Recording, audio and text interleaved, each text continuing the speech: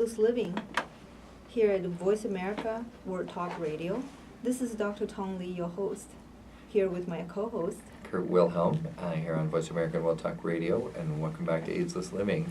We are talking about pH balancing our bodies, and we would like all of you to be able to participate in our discussion, research on the internet along with us, and determine whether or not you feel that the pH, having a pH alkaline, having an alkaline base in your body versus acidic is worthwhile and good, or if you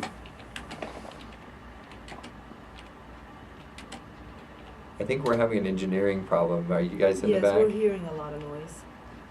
Okay, that looks like we're okay again. All right, so we want to involve all of our listeners in the discussion. Feel free to do some internet research, talk to your doctor about all of this stuff. I tend to be leaning toward nutrition and that the pH is not just a myth.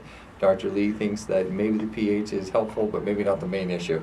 The diet itself is absolutely, makes a lot of sense. Lots of plant-based food, although in the alkaline diet, a lot of things like rice, lentils, a lot of the basic things are to be avoided. Sure. So that part, I think, is a little bit radical. Sure. And the other part is you don't need to be not eating acidic food at all. You just need to keep a fine balance.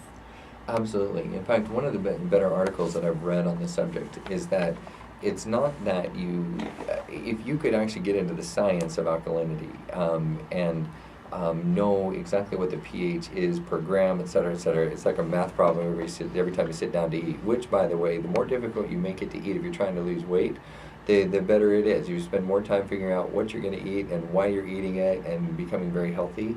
You're going to spend more time on that hobby than on the eating, and because eating used to be my major hobby.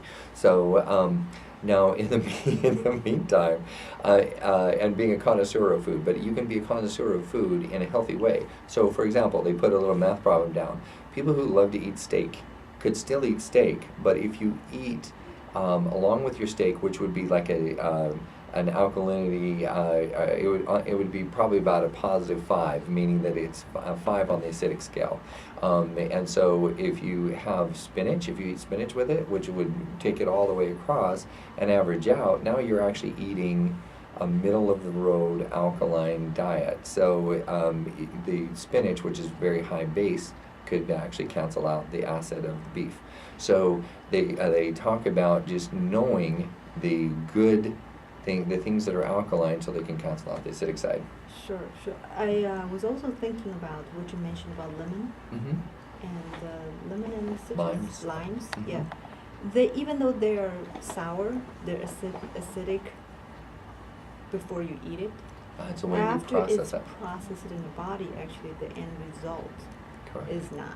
So it's counterintuitive. It seems like it would be acidic, but the way it's processed in our bodies turns out to be that way. And thank you for bringing up that point. I mean, it's a complicated system that our bodies are. So things change. There's hundreds and thousands of chemical reactions before it actually reaches its end point. So here, I think it's important to kind of it's a curiosity some people may have, saying, why do people even want to try a alkaline diet? I mean, other diets you either lose weight or do this and that. What is this diet for? Well, in a lot of alternative health doctor's office, and they summarized for those reasons people want to try.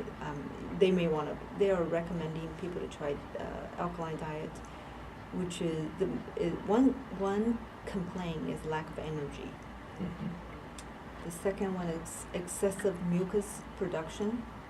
If it's acid or if it's alkaline? Well, mucus production is neither. Oh, okay.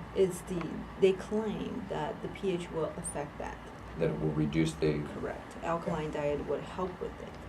And I actually do understand that theory from the standpoint that having more mucus in your body than you should is normally due because there's something in your body that's inflamed, That's and that is needing to, the lymph system, lymph system? Lymphatic system. Lymphatic, yes. yeah, the lymphatic system is going into overdrive, trying to reduce that inflammation. And the theory of alkalinity is it reduces inflammation, so it also reduces the phlegm. Very, very much so. So the next one is nasal congestion, which is another sign of inflammation or allergic type of inflammation. Mm-hmm. Frequent colds or flu. If you're getting sick a lot, same thing. Your immune system is not working well. Next one is anxiety, irritability, nervousness. Don't we all have that? I do have to share this with you. This morning, I had the most. Anyway, I won't go into detail. Just know that that's exactly what happened this morning with a good friend of mine, just annoyed off the charts. And when we were all done, he said, "I think I just needed lunch." Well, you probably produced a lot of acid from that. Exactly, it's very Anxiety and stressful. stress, Believe me. As bad as a hard workout. Oh, really? Yeah, well, no. I mean, it not feels quite like it. comparable, but it's in the same direction. Sure. If you're stressed, your body produces more epinephrine, Mm-hmm. just like when you're exercising. Sure. You are working harder. Metabolism is increased. Mm-hmm. So, That makes sense. yeah, but you can't replace exercise with anxiety. You know what's funny? We actually did go to lunch with my friend, and halfway through lunch, he said, "My heart is still beating faster." So obviously, it was it went into overdrive on that. It was. I agree with what you're saying.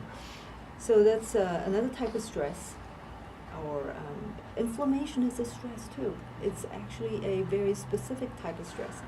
So headache is another one that people claim that, if you use this vegetable-based diet, you may change your urine pH, you may change your metabolism somehow, it'll help with your headache. And the last one is kind of interesting. I don't really quite get the reasoning behind it. That is ovarian cyst, polycystic ovaries, or benign breast cysts. I could imagine that's another Probably inflammatory inflammation. Condition, but I don't know a whole lot behind it. We should ask Dr. Kim when she comes on to maybe explain that. But this is what I do want to warn, is that an alkaline diet, the same as having a very good nutritious diet, which you'll find, and this is where Dr. Lee, Right. it's the one and the same. It's a very nutritious diet. So you're not going to harm yourself by trying to become alkaline as long as you're eating Good great, variety. good variety and great nutrition. So there's nothing wrong with it.